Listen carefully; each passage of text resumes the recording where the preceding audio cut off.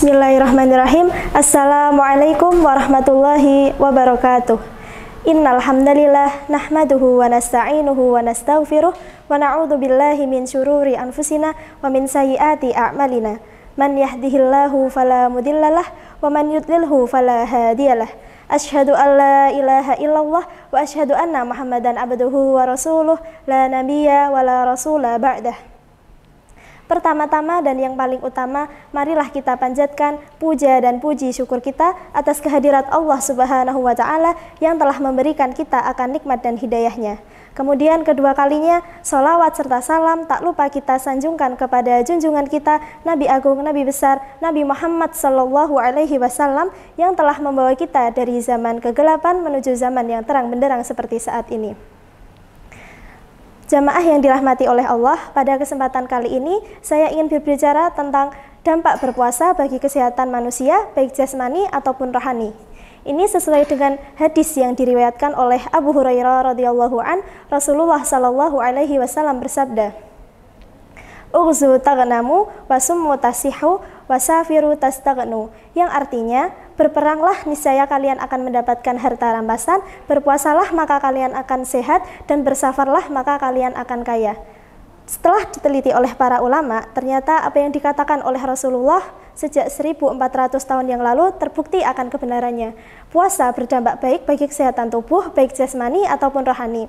Di antara manfaatnya adalah yang pertama, dengan berpuasa, tidak makan dan tidak minum dari terbit fajar sampai terbenamnya matahari, itu dapat membantu organ perut seperti usus mendapatkan fase istirahat.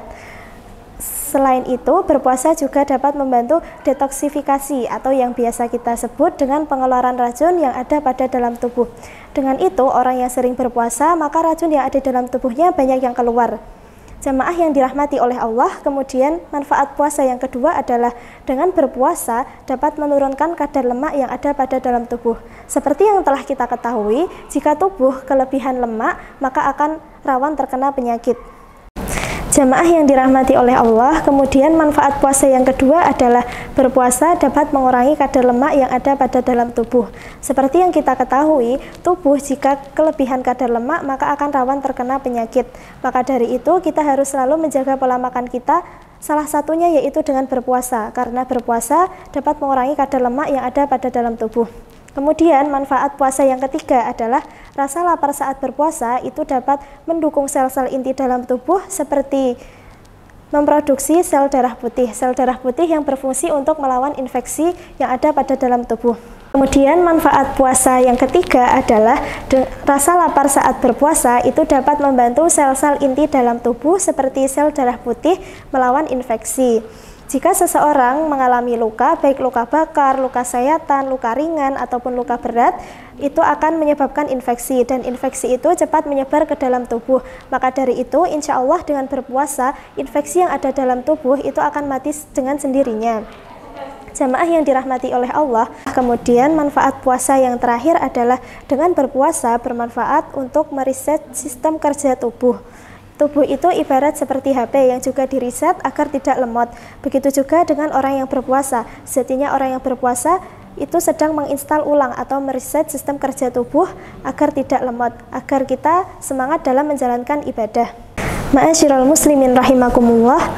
Selain berpuasa dapat menyehatkan jasmani kita, berpuasa juga dapat menyehatkan rohani kita. Jika jasmani mendapatkan vitamin dari makanan-makanan yang sehat, jika rohani kita mendapatkan vitamin dari sholat, berpuasa, berzikir, dan lain-lain. Kemudian berpuasa menurut Rasulullah juga dapat membantu mengontrol hawa nafsu kita, karena manusia itu melakukan keburukan berawal dari hawa nafsunya yang tidak terkendali. Jamaah yang senantiasa dirahmati oleh Allah, semoga kita dapat menjalankan puasa dalam keadaan sehat jasmani dan rohani kita yang selalu terjaga. Amin ya rabbal alamin. Wallahu a'lam. Itu saja yang dapat saya sampaikan. Jika ada salah kata mohon dimaafkan. Billahi taufiq wal hidayah. Wassalamualaikum warahmatullahi wabarakatuh. Alhamdulillah, udah azan tuh. Bismillahirrahmanirrahim. Allahumma lakasumtu wa bika amantu wa ala rizkika aftartu birahmatika ya arhamar rahimin. Seger. Loh, kok sudah buka puasa? Kan belum waktunya. Di HP ku kan udah ada bunyi adzan, jadi aman dong. Ngawur, adzan di HP kan bukan jadi patokan. Makanya belajar fikih puasa di buku panduan lengkap fikih puasa karya Gus Ahmad Rifai. Di sini diterangkan bahwa adzan di masjid, TV, dan radio ini sebenarnya bukan jadi patokan. Buku ini hadir dengan sistematis, lengkap, dan dilengkapi sumber rujukan dari kitab-kitab fikih ala madhab Imam Syafi'i. Mulai dari syarat wajib puasa sampai tanya jawab seputar puasa ada di buku ini. Buku ini tersedia di distro Darul Hidayah. Buruan di. Oke, OTW order.